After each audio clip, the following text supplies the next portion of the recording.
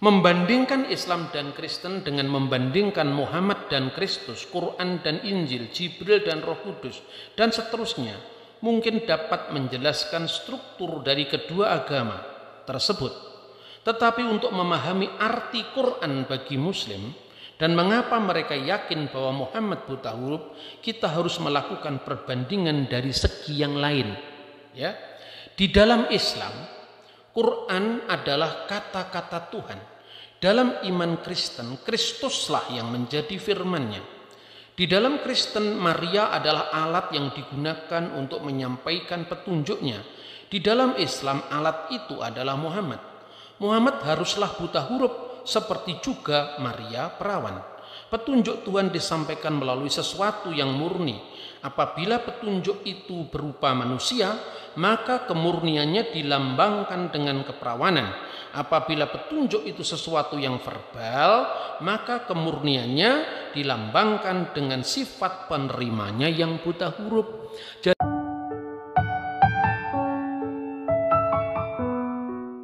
Shalom alaikum BCM Hamasiyah. Benarkah ada banyak pandangan tentang Trinitas atau beragam penjelasan tentang Trinitas? Ya, saya jawab benar. Tetapi itu lebih merupakan pandangan personal dari para teolog atau bahkan mungkin para praktisi keagamaan Kristen ketika menjawab atau secara jujur mempertanggungjawabkan imannya tentang misteri ketritunggalan ilahi dalam kitab suci. Tetapi harus saya tegaskan pula bahwa sebelum skisma pertama, sebelum skisma kedua, sebelum munculnya reformasi, seluruh gereja itu adalah satu.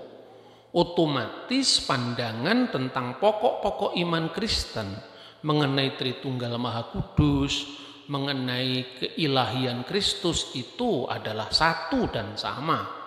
Dan tentu kita harus mengacu pada bapa-bapa konsili yang menggumuli misteri ini yang kemudian itu ditetapkan pada konsili oikumenis, baik itu di Nikeia maupun Konstantinopel dan kemudian Efesus. Nah, saudara-saudara yang terkasih dalam Tuhan, salah satu penanggap dari banyak ceramah saya yang beredar mengenai Tritunggal, dianggapnya saya itu membuat pandangan sendiri tentang Tritunggal, dan itu tidak betul, itu salah. Antara lain orang yang menanggapi begini, Pak Bambang selalu menekankan bahwa Tritunggal itu adalah satu, seperti satunya manusia dengan pikiran dan rohnya. Padahal tidak seperti itu. Kalau kita membaca pembaptisan Yesus, jelas sekali bahwa Yesus diselamkan di air, Roh Kudus datang dalam wujud burung merpati, dan suara Allah Bapa di surga, engkaulah anakku yang kukasihi. Ini kan jelas tiga yang terpisah. Betul, tetapi itu bukan Tritunggal di dalam hakikat ilahi, tetapi Tritunggal di dalam karya ilahi. Iman Kristen mengenal Tritunggal secara ontologis, bahwa misteri ilahi selalu diungkapkan dari kekal sampai kekal sebagai Allah yang Tritunggal adanya. Ketika Kristus datang ke dunia dan firman itu menjadi manusia, Tritunggal itu tampak dalam karya Allah. Misalnya seperti ayat pembaptisan Yesus di Sungai Yordan. Nah, saudara-saudara, bahkan banyak orang yang menafsirkan sendiri, memahami iman Kristen menurut kacamata Islam, dan itu salah besar. Karena apa? Terminologinya aja belum sepakat kok kita bisa menafsirkan Alkitab dengan pandangan Islam. Itu saya kira tidak adil. Begitu juga orang Kristen juga tidak bisa memahami Al-Quran dari kacamata Kristen. Misalnya pemahaman dari kacamata Islam, Bapa itu dianggap sesuatu yang fisik berwujud. Lah, ini tidak pernah ada dalam Alkitab. Hanya gara-gara di dalam Alkitab, misalnya di dalam kitab Taurat ya, Sefer Bereshit atau kitab Kejadian 1, ayat 26 di sana dikatakan bahwa Tuhan berfirman, wa yumer Elohim na asyah Adam bisal menu kitmutinu. Marilah kita membuat manusia itu menurut gambar dan rupa kita. Lah ini kan berarti Allah itu serupa dengan Adam. Berarti iman Kristen seolah-olah memahami Tuhan dalam pandangan yang antropomorfisme atau mujasimah dalam bahasa Islamnya. Padahal tidak seperti itu. Ungkapan bahwa manusia diciptakan menurut gambarnya atau menurut gambar Allah itu sesungguhnya juga ada dalam Islam. Misalnya ya di dalam hadis riwayat Muslim, nomornya itu 2612. Di sana itu ada ungkapan seperti ini.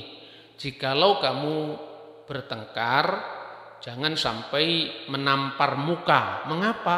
Jawabnya, fa innallaha khalaqa Adam ala suratihi. Karena sesungguhnya Allah telah menciptakan Adam menurut surahnya, menurut gambarnya.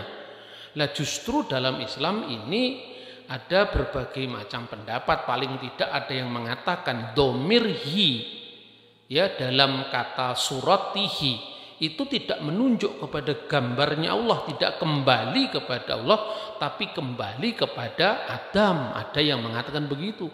Tapi dalam tafsiran sufi, Allah suratihi itu ya Allah surat rahmani, menurut gambar dari yang maha rahman. Nah itu bukan urusan saya tentu saja, ini adalah urusan tafsiran Islam. Sesungguhnya saudara, saya itu kalau tidak terpaksa, saya tidak mau sebetulnya mengutip kitab suci orang lain karena itu bukan wilayah saya. Tetapi saya kadang-kadang terpaksa mengutipnya sebagai perbandingan. Kenapa kalian selalu salah paham dengan iman Kristen? Dipikirnya diciptakan menurut gambar Allah itu berarti Allah serupa dengan makhluknya. Tidak seperti itu. Bahkan kalau dalam Islam itu ada perbedaan penafsiran tentang domir hi pada kata Allah suratihi itu, dalam Kristen clear bahwa tidak seorang pun pernah melihat Allah, Yohanes pasal 1 ayat 18. Tapi anak tunggal yang di pangkuan Bapa, maksudnya firman Allah yang kekal dalam wujud Allah itu, dalam zat hakikat Allah itu, dialah yang eksegisatu, yang menyatakannya. Sehingga Allah yang tidak kelihatan, sehingga Allah yang tidak tampak oleh panca indera kita, ya, sehingga Allah yang gaib adanya, Allah yang dalam bahasa Kristen itu adalah yang ruh adanya, itu bisa dialami, bisa dilihat melalui firman-Nya yang turun menjadi manusia. Lah ini pun juga terjadi kesalahpahaman. Ketika saya mengatakan misalnya, kenapa umat Islam sulit memahami tentang firman yang menjadi manusia? Sedangkan firman turun jadi buku yang adalah benda mati saja kalian bisa terima. Lah orang kemudian salah paham lagi. Mengatakan tidak pernah kami mengatakan bahwa kitab suci kami Al-Quran itu jatuh ngedebuk dari langit. Ya, yang mengatakan Al-Quran jatuh dari langit ya siapa? Yang ingin saya tekankan adalah bahwa istilah nuzul, istilah turun itu ada dalam kedua agama. Kalau Anda membaca tentang nuzulul Quran itu kan Allah menurunkan Quran ke dalam kalbumu ya Muhammad dengan kebenaran. Nazala alaikal kitaba bil haq. Itu jelas sekali. Begitu juga mengenai firman yang turun menjadi manusia itu juga ada di dalam pengakuan iman Kristen. Di mana firman Allah yang kekal itu telah memasuki ruang dan waktu. Kalau menurut bahasa kanun al-iman, ya, bahasa pengakuan iman Kristen itu dalam terjemahan Koptik, ya, gereja ortodok Koptik di Mesir itu bunyinya nazala minas samai wa tajasada min rohil kudus wa min maryamal adroi wa ta'anas, yang telah turun dari surga dengan kuasa Roh Kudus dan menjadi manusia melalui anak darah Maria. Jadi di sini ada kata turun terlepas daripada bagaimana umat Islam memahami turunnya Al-Quran, bagaimana umat Kristen memahami turunnya firman yang menjadi manusia. Sudahlah, ini bukan era perdebatan menang kalah. Ini era orang untuk memeriksa dokumen. Ya, semuanya by data. Sebab Anda tidak bisa bohong. Apapun juga di dunia yang sangat maju dalam bidang teknologi informasi, bahkan revolusi industri keempat ini, Anda bisa cross check dengan sangat mudah, sehingga kalaupun saya salah, mana kesalahannya? Kalau Alkitab itu dipalsukan, mana teks aslinya? Anda bisa dengan mudah mengakses informasi. Dulu sekitar tahun 95-96, gara-gara saya itu sulit percaya tentang kitab suci itu benar atau salah, saya harus pergi melihat sendiri bagaimana naskah The Dead Sea Scroll ke Israel, atau keaslian Injil menurut papirus-papirus yang disimpan di Biblioteka Bodmeriana Switzerland. Tapi sekarang Anda tidak harus ke sana. Anda cukup dengan googling saja, Anda tulis www Early Bible Papyri, Anda akan ketemu Injil yang ditulis hanya kurun waktu, time gap dengan penulisnya hanya sekitar 24 tahun. Misalnya papirus 52 atau papirus 66 isinya Injil Yohanes, itu dengan sangat mudah. Nah, saudara, kembali kepada tema yang saya sampaikan. Lalu saya ditanya, di mana menunjukkan kesatuan tentang Trinitas itu? Pak Bambang hanya mengungkapkan pendapatnya tapi tidak sesuai dengan Alkitab. Ya, terlalu banyak ayat Alkitab. Misalnya ya, di dalam surat 1 Korintus pasal 8 ayat 4 sampai dengan ayat 6. Itu jelas sekali setelah menegaskan ya, penegasan tentang keesaan Allah sebagai basic untuk memahami Tritunggal. Di sana disebutkan dalam ayat 4, Oudeis theos uteros eimiheis, dan bahwa tidak ada ilah yang lain kecuali satu-satunya Allah, satu-satunya sembahan. Nah, teks ini di dalam Alkitab bahasa Arab terbitan Darul Kitabil Muqaddas fis Syarqil Awsat Libanon diterjemahkan dengan wa alla ilaha illallahul ahad, dan bahwa tidak ada ilah lain kecuali Allah yang esa. Lalu dalam ayat 6 dijelaskan walana ilahun wahid, bagi kita hanya ada satu sembahan, satu ilah, wahuwa Allah, dan dia adalah Allah Al-Ab, yaitu Sang Bapa. Alladzi minhu kullu syai'in wa ilaihi narji'u. Ini dalam terjemahan Libanon ya. Bagi kita hanya ada satu Allah, satu sembahan, yaitu Allah Sang Bapa, yang daripadanya berasal segala sesuatu. Alladzi minhu kullu syai'in wa ilaihi narji'u. Ini teks ini mirip sekali dengan ungkapan Islam yang terkenal tentang sangkan paraning dumadi, inna lillahi wa inna ilaihi raji'un. Sesungguhnya semuanya itu berasal dari Allah dan semuanya akan kembali kepada Allah. Ini mirip dengan teks yang disebutkan di dalam 1 Korintus pasal 8 ayat 6 tadi. Alladzi minhu kullu syai'in, dari dia berasal segala sesuatu, wa ilaihi, dan kepadanya narji'u, kita akan kembali. Dalam terjemahan bahasa Indonesia diterjemahkan dan untuk dia kita hidup ya. Perhatikan, ini yang pertama makna tentang lahutiyah, keilahian. Makanya dalam pengakuan iman disebutkan dan aku percaya akan satu Allah, yaitu Bapa Pantokrator, yang menguasai mengendalikan segala sesuatu, yang menciptakan langit dan bumi, segala yang kelihatan dan yang tidak kelihatan. Ini menegaskan divine keilahian atau lahutiyah dari Tuhan. Lalu apa maknanya bahwa dari Bapa itu sebagai sumber Artinya bahwa allati minhu kullu syai'in wa ilaihi narji'u itu artinya bahwa Bapa itu sebagai sumber segala sesuatu dan semuanya akan kembali kepadanya. Ini maknanya ada dua.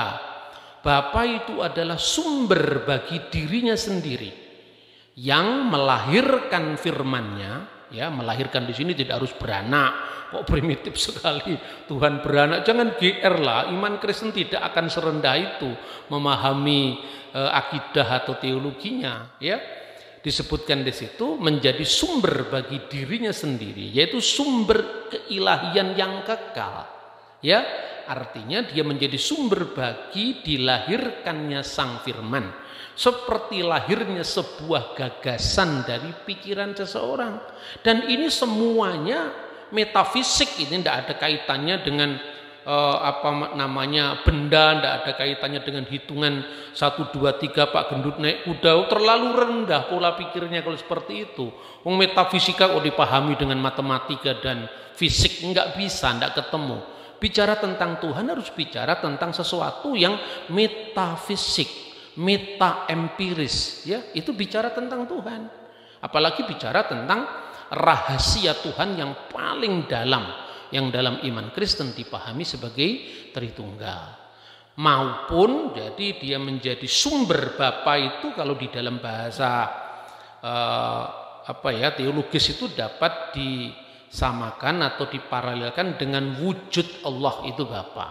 Wujud ini eksistensi Allah, yaitu Bapa, sumber bagi dilahirkannya sang firman dan sumber dari keluarnya Roh Kudus dalam diri sang Bapa. Maka di dalam Allah yang satu, yaitu Bapa itu, ada firman-Nya yang kekal dan Roh-Nya yang kekal, yang berdiam kekal dalam kekekalan, di luar ruang dan waktu. Maka dikatakan dilahirkan dari Bapa sebelum segala abad, sebelum ada ruang, sebelum ada waktu. Dan lahirnya dari mana? Lahirnya dari Bapa. Kalau lahir dari Bapa berarti bukan kelahiran fisik, karena Allah itu tidak beranak dan tidak diperanakkan. Kan begitu. Yang kedua, menjadi sumber bagi ciptaannya. Sumber bagi ciptaannya ini hubungannya beda dengan sumber bagi firman dan Roh-Nya. Kalau sumber bagi firman dan Roh-Nya artinya Bapa, wujud Allah menjadi sumber bagi firman Allah dan Roh Allah yang ada dalam dirinya sendiri dari kekal sampai kekal, itu dalam lingkaran keabadian sebelum segala abad, sebelum ada ruang, sebelum ada waktu. Tapi ketika Allah dan firman-Nya serta Roh-Nya menciptakan langit bumi dan segala isinya, ini yang disebut creatio ex nihilo, penciptaan dari tidak ada menjadi ada. Maka adanya Tuhan itu ada dengan sendirinya, ada sebagai pengada, sedangkan adanya manusia itu ada karena diadakan, diawali oleh waktu. Ini harus clear. Memahami Tritunggal itu ya memang tidak bisa dipahami secara fisik. Kalau 1 tambah 1 tambah 1 kan 3, bukan 1 lah, itu kan matematika. Kalau Anda membaca, ya sekarang nggak usah jauh-jauh ngomong Alkitab loh, terlalu tinggi. Anda belajar filsafat dulu, menata pikirannya, supaya pikirannya itu bisa membedakan satu batu dengan satu Tuhan. Ya, kalau menurut Aristoteles ada 3 abstraksi ketika manusia memahami kenyataan. Yang pertama itu secara fisik. Saya melihat buku ini adalah persegi. Karena secara fisik saya bisa menyentuhnya, itu memang persegi. Atau bola itu bulat, ya karena secara fisik saya bisa merabanya. Lalu yang kedua, ketika Anda ditanya 5 kali 10 sama dengan 50, itu sudah tidak ada bendanya lagi. Itu ada dalam hitungan, nah itu yang namanya matesis. Jadi dari yang fisik kemudian matesis, itu tingkat yang kedua. Baru Aristoteles bicara tentang teologi yang disebutnya sebagai metafisik, karena itu dibalik yang fisik. Jangankan kok bicara tentang metafisik. Yang pada giliran matesis atau menghitung-hitung saja, itu tidak bisa dimutlakkan. Misalnya 1 tambah 1 tambah 1 sama dengan 3. Tapi kalau dikalikan, 1 kali 1 kali 1 tetap 1. Karena Tuhan itu tak terhingga, maka menisbahkan penambahan bagi Tuhan berarti Anda telah terjebak untuk memahami Tuhan terikat oleh ruang dan waktu. Ini ada di sini. Benda yang lain ada di sini. Ketika ini ditambahkan berarti ada ruang kosong. Sementara Tuhan itu memenuhi segala sesuatu. Tidak mungkin kalau Tuhan dijumlah dan dikurangi seperti itu. Ini pemahaman yang pertama. Terus berikutnya adalah, lalu bagaimana hubungan tentang keesaan itu, ayatnya di mana? Itu jelas sekali. Yesus sendiri bersabda, kalau Allah itu adalah Bapamu, kamu mengasihi aku. Sebab aku keluar dan datang dari Allah. Yohanes pasal 8 ayat 42. Nah perhatikan, dia yang keluar dari Allah itu pasti bukan fisiknya Yesus yang keluar dari rahimnya Bunda Maria. Maka dikatakan di dalam Lukas pasal 1 ayat 42, terpujilah engkau di antara semua wanita dan terpujilah buah rahimmu. Siapakah buah rahim Maria? Yesus. Jadi kemanusiaan Yesus itu benar-benar lahir dari Bunda Maria. Itu wujud insaninya Yesus ketika firman itu datang ke dunia. Sekarang bagaimana tentang Roh Kudus? Di mana kesatuannya? Yohanes pasal 15 ayat 26. Ketika Yesus mengatakan roh kebenaran yang keluar dari Bapa. Berarti sumbernya Roh Kudus itu dari Bapa. Roh Kudus itu bukan malaikat Jibril. Roh Kudus itu adalah sumber hidup yang ada dalam diri Allah sendiri. Begitu juga firman itu bukan sekedar kata-kata, tidak. Kalau firman seperti kata-kata itu kalam. Dalam Alkitab bahasa Arab, ya, terminologi Kristen untuk firman Tuhan dalam pengertian scripture, scriptura itu adalah kalam Allah. Misalnya hal kitabul muqaddas kalamullah, apakah Alkitab itu adalah firman Allah? Tetapi untuk Yesus kalimatullah. Jadi kalimatullah itu bukan sekedar kata-kata. Terjemahan Indonesia sudah benar, kata firman, dan kata firman itu bukan bahasa Arab. Kata firman itu adalah berasal dari bahasa Persia yang artinya bukan sekedar kata-kata tapi juga titah, sabda yang penuh kuasa. Dan itu di dalam iman Kristen, ya, dalam catatan-catatan Bapak Gereja misalnya Abu Ra'itah Al-Tikriti atau Abdul Masih Al-Kindi itu disebut sebagai sifat datiyah, sifat yang menjelaskan bagaimana firman dalam wujud Allah itu. Ya ini memang sulit saudara-saudara, mesti belajar filsafat dulu, belajar metafisika dulu, bisa membedakan dulu satu Tuhan dengan satu batu, ya, baru Anda bisa memahami. Tetapi ya sudahlah, saya akan sampaikan yang sederhana-sederhana saja supaya orang-orang yang nafsunya hanya menghujat, tidak mau mendengar, itu paling tidak empatilah dengan perbedaan, ya. Nah, seperti yang saya sampaikan dalam banyak ceramah saya, bahwa sebetulnya pembaptisan itu adalah trinitas secara ekonomia, artinya tritunggal dalam pernyataan ilahi, ya.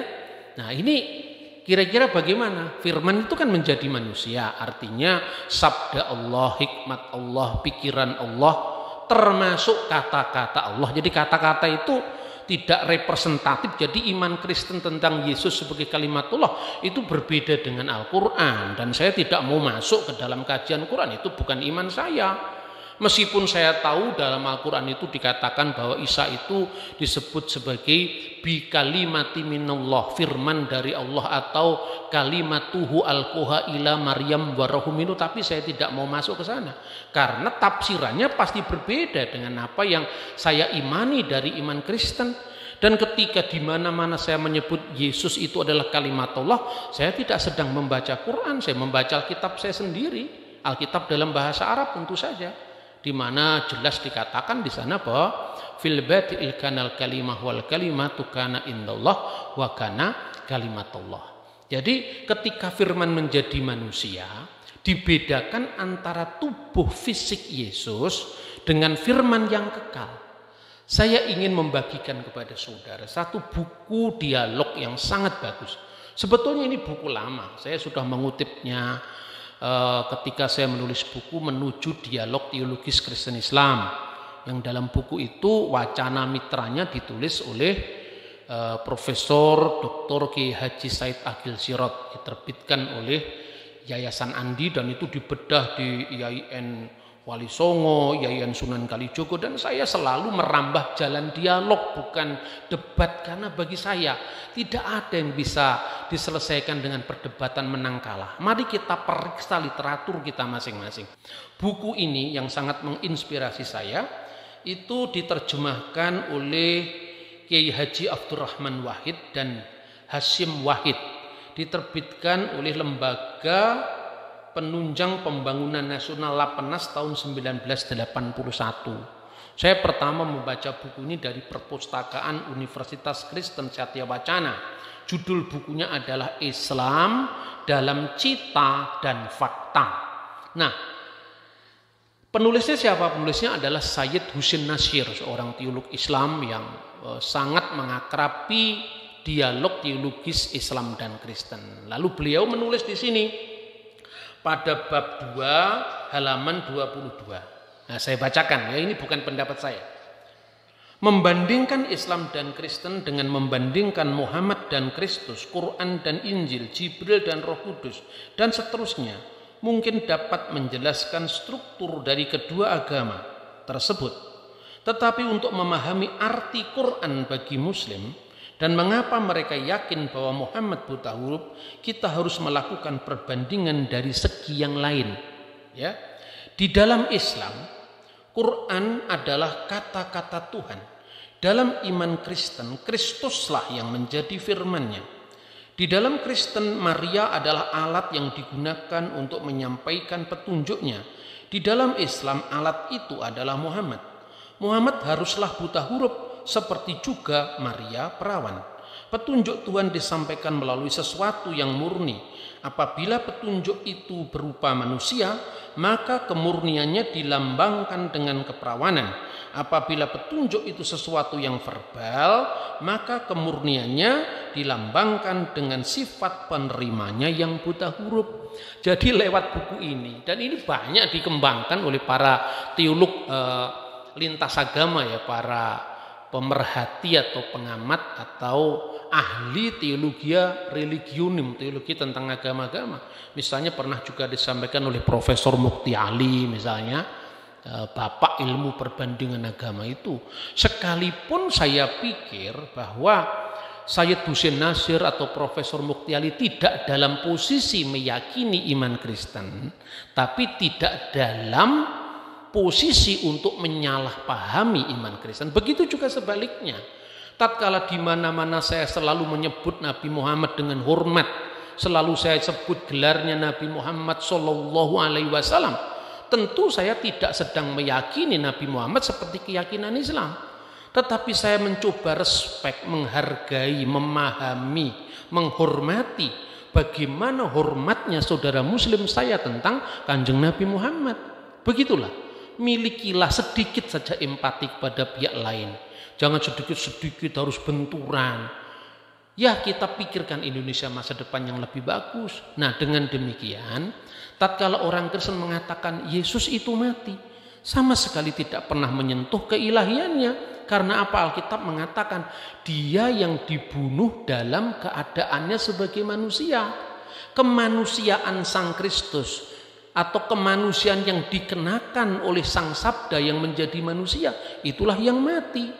Itu mirip kalau ya Nabi Muhammad itu dibandingkan dengan Maria karena sama-sama posisinya menerima firman. Kalau Muhammad menerima firman yang menjadi kitab, menjadi buku, maka Maria menerima firman yang menjadi manusia. Maka kemurnian keduanya harus dipertahankan. Yang kedua, lalu Al-Quran tidak sebanding dengan Nabi. Karena Nabi Muhammad setinggi apapun dia hanya penerima firman, bukan firman. Dalam iman Kristen, Yesus tidak pernah menerima Injil dari langit.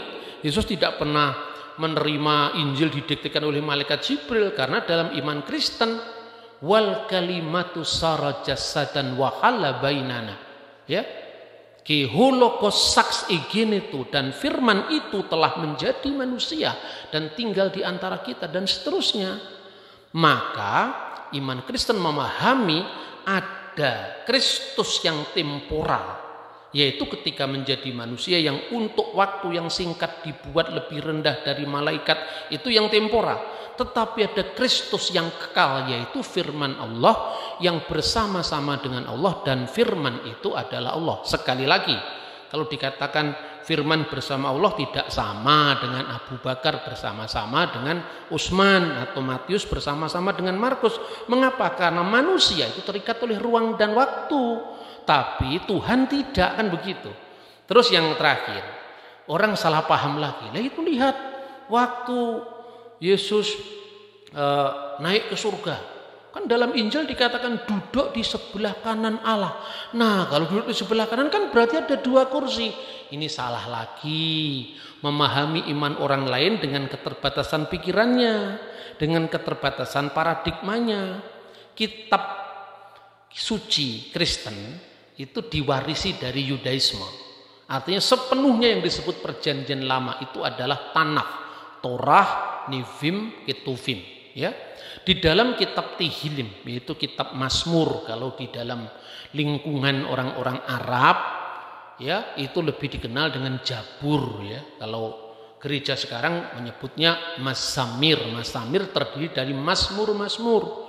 Di dalam kitab Mazmur pasal 110 ayat 1 itu disebutkan dalam bahasa Ibrani le David Mismor, ya. Mismor dari Daud, Neum Hashem Laduni, berfirmanlah Hashem, Tuhan, ya, Allah, Laduni kepada Adoni, kepada tuanku, kepada my Lord, Sef limini, duduklah di sebelah kananku, at asid, ya, oyebha hadom le rahleha, ya, sampai ku buat musuh-musuhmu menjadi tumpuan kakimu. Ini perumpamaan juga. Artinya apa? Mesias itu akan duduk di sebelah kanan Allah. Itu artinya apa sih? Itu berkaitan dengan arsitekturnya Baitul Maqdis, bahasa Ibraninya Bet Hamikdas. Bet Hamikdas itu menghadap ke timur.